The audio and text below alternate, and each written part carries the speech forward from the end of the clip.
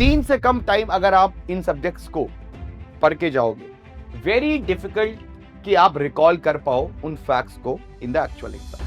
70 to 80% syllabus is not completed eight this moment, जब 100 दिन बचे हैं प्रीलिम्स के। अगर आपके मार्क्स 35 to 40% के बीच आ रहे हैं, इट मींस अभी आप बॉर्डर लाइन पे हो। You have to put a lot of efforts and you have to focus lot on the mock test in next 3 months। आपकी रिवीजन डेप्थ कितनी है? पढ़ने से कुछ नहीं होगा भाई। इतनी चीजें you are reading every day, do you think you can recall everything? क्या आपके पास रेडी फ्रेमवर्क्स हैं? क्या आप स्टेक होल्डर वे में सोच पा रहे हो, आइडेंटिफाई कर पा रहे हो? देखो, वैल्यू एडिशन जो है वो प्री के बाद हो जाए, लेकिन अगर आपने बेयर मिनिमम ही नहीं किया है तो ethics will take time. Hello everyone, I am Sajal Singh and मेरे पास बहुत सारे लोगों का मेल आ रहा था, टेलीग्राम पे भी लोग मैसेज कर रहे थे कि should we give the 2026 attempt और नॉट, राइट? क्योंकि अल्टीमेटली बहुत सारे लोग कंफ्यूज हैं कि वो उस लेवल ऑफ प्रिपरेशन पे हैं कि उनका प्रीलिम्स और मेंस हो जाएगा इस बार, या फिर दे शुड अटेम्प्ट फॉर 2027। तो this video is for those people जो इस बार प्रीलिम्स दे रहे हैं और जो नेक्स्ट ईयर देंगे, ठीक है ना? I will use a smart audit framework and after that I will leave the judgment to you whether you are exam ready for this year or whether you are not exam ready for this year. Based on that you can take a decision. It's your call. I will just put the facts based on my experience, based on the experience of mentoring 550 plus rankers, that ultimately बाकी जो decision लेना है वो आपको लेना है, ठीक है ना? तो अगले 3 महीने हमारे पास 100 दिन से भी कम बचा है प्रीलिम्स के लिए। तो अगले 100 दिन अगर आप प्रीलिम्स दे रहे हो तो क्या क्या चीज आपका होना चाहिए, और अगर आप नहीं दे रहे हो तो फिर क्या करना है, ठीक है ना? तो सबसे पहले हम बात करते हैं सिलेबस कंप्लीशन की। तो आस्क योरसेल्फ कि अगर हम प्रीलिम्स की बात करें तो क्या आप अगले 3 महीने में in next 100 days can you revise polity 3 times? Can you revise modern history 3 times? 3 times, I'm saying 3 times. 3 से कम टाइम अगर आप इन सब्जेक्ट्स को पढ़ के जाओगे, वेरी डिफिकल्ट कि आप रिकॉल कर पाओ उन फैक्ट्स को in the actual exam. Geography again 3 times. आपके कॉन्सेप्ट्स क्लियर है, आपने मैपिंग कर ली है, इन्वायरमेंट के बेसिक्स क्लियर है, साइंस एंड टेक के बेसिक्स क्लियर है, इकोनॉमिक्स स्टैटिक आपका कॉन्सेप्चुअल क्लैरिटी है कि नहीं है, बिकॉज कॉन्सेप्चुअल क्लैरिटी अब टाइम नहीं है बनाने के लिए। अब आप सिर्फ इंफॉर्मेशन गैदर कर सकते हो, कॉन्सेप्चुअल क्लैरिटी है कि नहीं है, और करंट अफेयर्स आपका 1 साल का कंसोलिडेटेड है कि नहीं है। If 70 to 80% syllabus is not completed eight this moment, जब 100 दिन बचे हैं प्रीलिम्स के, तो it is very risky for you to give this year's prelims. Very risky. Because 70 to 80% syllabus complete हो गया है, then we can take a chance कि हम 2 बार अभी और रिवाइज कर सकते हैं। बट अगर ये नहीं हुआ है तो it means very risky for you to give this year's prelims. ठीक है? Second, and very important, it is, see, prelims exam or the mains exam is not just about reading, right? Reading will only take you to a point. End of the day, it is your mock test performance that will decide that whether you are exam ready or not, right? And I have not seen a case जहाँ पे mock में किसी के 60 आ रहे हैं और actual UPSC में 110 आ गए या 120 आ गए। rarely है, right? So first of all, you have to see at this moment, have you given at least 15 to 20 mocks आज की डेट में, right? And how much are you scoring in those mocks? If you are scoring 85 plus, right? I am saying 40% or 45%, अगर ये 100 क्वेश्चनों का है, अगर ये 50 क्वेश्चनों का, the idea is that कि 40 से 45% के बीच आपके मार्क्स आ रहे हैं उसके ऊपर, ठीक है? सेकेंड इज 70 to 80 पे जा रहे हैं, और थर्ड इज बिलो 65। अगर आपके 45% के ऊपर मार्क्स आ रहे हैं मॉक में, तो आप एग्जाम रेडी हो, इट्स अ गुड साइन, ठीक है? अगर आपके मार्क्स 35 to 40% के बीच आ रहे हैं, इट मींस अभी आप बॉर्डर लाइन पे हो. You have to put a lot of efforts and you have to focus lot on the mock test in next 3 months. If you are getting below 65, it means you are not exam ready. Not exam ready. अच्छा, अब यहां पे भी अगर आपके question गलत हो रहे हैं because of facts, facts is something that you can study in next 3 months. But if it's because of conceptual clarity गलत हो रहे हैं तो बड़ा मुश्किल है कि आप 3 महीने में चीजें कर पाओ. ठीक है ना. तो एक टेस्ट की परफॉर्मेंस दी, कंसिस्टेंटली जो आपने दिया है उसको आप एनालाइज करो. ठीक है. एंड एक और चीज, जब आप मॉक टेस्ट दे रहे हो तो एलिमिनेशन स्किल्स अपनी जज करो कि कितनी अच्छी है. Because end of the day आपके 15-20 मार्क्स एक्स्ट्रा ऐड हो जाते हैं if you have good elimination skills. और एलिमिनेशन स्किल्स को शार्प करने के लिए नॉलेज बहुत जरूरी, बिना नॉलेज के वो नहीं होगा. तो आप देखो कि आप 2 क्वेश्चंस कॉन्फिडेंटली कर पा रहे हो, एलिमिनेट कर पा रहे हो. Because UPSC prelims is a game of elimination. In many questions, you solve the answer or you solve the question by eliminating the 3 options. ठीक है ना. नॉलेज से आप 80-85 तक पहुंचते हो, बाकी तो आप ऑप्शंस को एलिमिनेट ही करते हो ना. तो 60% क्वेश्चंस में आप एलिमिनेट कर पा रहे हो एटलीस्ट 2 ऑप्शंस कॉन्फिडेंटली. ठीक है ना. तो if you have the skills then it means you are exam ready. क्योंकि सिर्फ मेमोरी के भरोसे एग्जाम में जाना बड़ा रिस्की हो सकता है. ठीक है ना. Third is analysis quality. देखो, it's not just the mock giving that will help you clear prelims. You have to analyze. Are you doing that at this moment? Right? Do you have a error notebook कि after mock आप जो गलतियां कर रहे हो किस type के questions में गलतियां कर रहे हो. जो मैंने आपको 6 गैप्स बताए हैं, awareness, logical, factual, revision, right, silly mistake और यू नो फैक्चुअल. तो इनमें से किन गैप्स में आपकी गलतियां आ रही हैं. ठीक है ना. अगर आपकी गलतियां eight this moment silly mistake या लेट्स से फैक्चुअल क्वेश्चन की वजह से आ रही है तो कोई दिक्कत नहीं है, 100 दिन में आप कर लोगे, फैक्ट्स रिवाइज कर लोगे.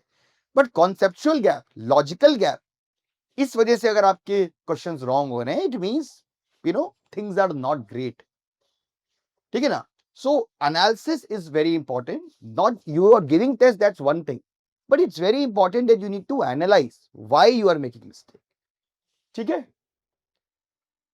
Next is revision. भाई देखो, सीधी सी बात है, आपकी रिवीजन डेप्थ कितनी है. पढ़ने से कुछ नहीं होगा भाई. इतनी चीजें you are reading every day. Do you think you can recall everything? Are you doing active recall? Are you making fact sheets? Right. Can you recall the article number at this moment if somebody ask you? Can you recall the tribal revolt? Right. Can you draw or can you map river without looking into the book? ठीक है ना. तो are you able to remember environmental conventions? तो revision depth आपको देखनी पड़ेगी कि आप किस लेवल पे हो. और आपको ये देखना पड़ेगा कि आपके पास कोई सिस्टम है कि आप फैक्ट्स को लास्ट में रिवाइज कर सकते हो. ठीक है ना. तो if your memory recall is weak, ठीक है ना, देन इट मीन्स दैट आप रिवीजन साइकिल आपकी इनकम्प्लीट है. और आपका प्लान क्या है अगले 3 महीने का? क्या आपके पास कुछ प्लान है कि जितनी जो चीजें मैं भूल रहा हूं, जिन फैक्ट्स को मैं भूल रहा हूं, उनको मैं एक जगह कलेक्ट करके लास्ट में रिवाइज करूं? क्योंकि आप सारी की सारी बुक तो रिवाइज नहीं कर पाओगे ना. Right. So revision depth is something that is again very important. And for prelims अगर हम बात करें, टाइम रियलिज्म. भाई आपके पास 3-4 महीने हैं. आप 3-4 महीने में 3 बार रिवाइज कर सकते हो. आप 25 प्लस, ये भी मैं कम बोल रहा हूं, ये तो मिनिमम है, मॉक दे सकते हो. आप अपने वीक एरियाज इंप्रूव कर सकते हो. क्या आप ये चीज कर सकते हो? क्या आपका सीसैट ठीक है? Right. If yes, then you can attend this years exam. If no, then you have to reconsider. ठीक है ना. अब आते हैं part 2 in very important, mains readiness check. भाई देखो, सिर्फ प्रीलिम्स क्लियर करके तो आपको नौकरी नहीं मिलेगी ना. नौकरी आपको मेंस क्लियर करके मिलेगी. मेंस के मार्क्स पे मिलती है. इंटरव्यू के मार्क्स भी 275 मार्क्स ही होते हैं. मेजर जो आपके मार्क्स होते हैं 1750 मार्क्स जो हैं आपके, तो वो तो मैक्सिमम आपके मेंस के ही होते हैं ना, these are your mains marks, ठीक है ना। तो मेंस में अगर आप स्कोर नहीं कर पाओगे तो what's the point, you are wasting your attempt, ठीक है ना। आपको प्रीलिम्स क्लियर करके ना कहीं नौकरी मिलेगी, ना कुछ और फायदा होगा। और आप ये भी जान के देखो कि between prelims and mains hardly 80 days are there, जिसमें से आपके 10 दिन तो प्रीलिम्स के रिजल्ट के एंटिसिपेशन में ही निकल जाएंगे, right. You have to decide now what can you do in those 80 days. You cannot do a lot, in those 80 days. So you have to analyze today how much means ready are you, ठीक है ना। तो सबसे पहले हम देखते हैं GS answer writing में क्या आपने 30 से 50 आंसर्स लिखे हैं अभी तक, and can you complete 10 questions in 2 hours. I am saying 2 hours, usually exam में आपको 1.5 आवर्स में करना है, बट मैं आपको 30 मिनट्स एक्स्ट्रा दे रहा हूं। क्यों? क्योंकि अगर आप 2 आवर्स में 10 क्वेश्चन अभी कर पा रहे हो, आई एम वेरी श्योर कि with more answer writing practice after prelims आप इस टाइम को 1.5 घंटे पे ले आओगे। But let's say if you are taking 3 hours, then it's very difficult कि आप 70-80 डेज में इतनी ज्यादा लेवल पे आंसर राइटिंग इंप्रूव करो कि आप 1.5 घंटे में कर पाओ। Very I have not seen a lot of people doing that based on my experience, ठीक है ना। So, and thirdly, do you have answer writing templates? When you see a question, क्या naturally आपको introduction conclusion याद आ रहा है कि आप क्या कर पा रहे हो? क्या आप आंसर की फ्रेमिंग कर पा रहे हो, स्ट्रक्चर कर पा रहे हो, कोहेरेंसी ला पा रहे हो? क्योंकि बिटवीन प्रीलिम्स और मेंस तो बिल्कुल वैल्यू एडिशन वाला काम होता है, स्टार्टिंग नहीं होती, बेर स्टार्टिंग नहीं होती है, ठीक है ना। So if you freeze while writing you are not exam ready, ठीक है। 1000 मार्क्स का आता है भाई, 1000 मार्क्स का जीएस। ऐसे प्रिपरेशन कितनी है, क्या आपने कुछ ऐसे लिखे हैं, are you able to generate multi dimensional content, ठीक है ना। ये आप आज पूछो, आज आपने आपने ऐसा किया है अभी तक, ठीक है। एथिक्स पे क्या आपने 10-15 केस स्टडीज प्रैक्टिस करी हैं, क्या आपके पास रेडी फ्रेमवर्क्स हैं, क्या आप स्टेक होल्डर वे में सोच पा रहे हो, आइडेंटिफाई कर पा रहे हो। देखो वैल्यू एडिशन जो है वो प्री के बाद हो जाएगा, लेकिन अगर आपने बेयर मिनिमम ही नहीं किया है तो ethics will take time, ethics will consume a lot of your time after prelims, and it's very difficult कि आप इतनी जल्दी चीजें सीख पाओ। Part 3 very important because optional भाई बहुत की है। I can tell you at least 20 of my students who scored 440 plus in GS, and despite that they did not got the rank because they scored very poorly in optional. I got highest marks in GS, in GS mains in my last attempt. I could not clear because I got 197 in optional, despite scoring more marks than rank 1 of UPSC that year. तो ये चीज क्यों हुई? क्योंकि optional में number नहीं आए। तो that is the importance of optional, ठीक है ना। ऑप्शनल सब्जेक्ट आपका कवर हो चुका है, 2 बार रिवीजन हो चुका है कि नहीं? 2 बार, 1 बार नहीं 2 बार, क्योंकि 1 बार तो रिवीजन आपका प्रीलिम्स के बाद होगा। सेक्शनल टेस्ट आप लिख चुके हो, उसके पीवाईक्यू एनालिसिस कर चुके हो, मॉडल आंसर्स पढ़ चुके हो, क्योंकि ऑप्शनल रेडी नहीं हो। ऑप्शनल में भी वैल्यू एडिशन का काम होगा प्रीलिम्स के बाद। अगर आप इतना अभी रेडी नहीं हो then you are not exam ready, ठीक है ना। देन नेक्स्ट इज अब फाइनल डिसीजन जो आपको लेना है, ठीक है ना। ये 5 मार्क, ये 5 वो हैं स्कोर हैं और ये 5 डायमेंशंस है। अपने आप को ऑनेस्टली जज करो, ऑनेस्टली। ये आपका अपना पर्सनल है, कोई आपको इसमें मार्किंग नहीं मिल रही है। आपका प्रीलिम्स कवरेज कितना हुआ है based on the smart idea that I had provided you. Mock में क्या स्कोर हो रहा है, मेंस आंसर राइटिंग, ठीक है, ऑप्शनल स्ट्रेंथ और मेंटल स्टेबिलिटी वेरी इंपॉर्टेंट। क्या आप उस फ्रेम ऑफ माइंड में हो कि आप you are not anxious, right. So if you are getting 40 plus you should give the attempt with 100% confidence and spirit. Next 100 days में आपको मेरा if you take my advice, 1 slot आपका दिन में कम से कम एक स्लॉट मॉक के लिए रखो, दिन में एक स्लॉट, ठीक है, बिकॉज एक्टिव रिकॉल से it's very easy to clear prelims. फिर उसके बाद आप बन जाओ, अगले 100 दिन आप हर दिन एक मॉक टेस्ट करो, ठीक है, सिलेबस कवरेज करो, जो फैक्ट्स आप रीड कर रहे हो, जो आप भूल रहे हो, उसको एक जगह नोट करते जाओ, बिकॉज उन फैक्ट्स को आप एग्जाम से एक हफ्ते पहले रीड करना है, ठीक है। एंड एक स्लॉट सीसैट के लिए रखो एटलीस्ट, अगर आप नॉन साइंस स्टूडेंट हो, ठीक है ना। और PYQ analysis very important, UPSC की लैंग्वेज समझो, ठीक है ना। 32 से 39 अगर आप स्कोर कर रहे हो इसमें, तो अटेम्प्ट करो with calculated risk, you can decide इनमें। और अगर बिलो 30 है, तो my advice to you would be, you should prepare for 2027 seriously, अच्छे से दो, एक अटेम्प्ट में एग्जाम निकालो, ठीक है ना। क्योंकि अगर आप प्रीलिम्स के लिए अभी लगोगे तो आपका 3-4 महीना खराब होगा, और फिर उसके बाद प्री का फेलियर 1-2 महीना और आप जुलाई अगस्त तक पहुंच जाओगे, फिर आपके पास 4 महीने बचेंगे मेंस के लिए। अगर आप बिलो 30 कर रहे हो, तो आपके पास गोल्डन अपॉर्चुनिटी है कि आपके पास 10 महीने हैं मेंस प्रिपरेशन के लिए, 10 महीने, 10 महीने में आप मेंस एक्सपर्ट बन सकते हो।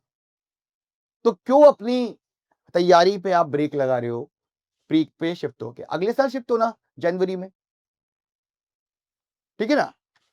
तो that is how you will analyse, ठीक है ना।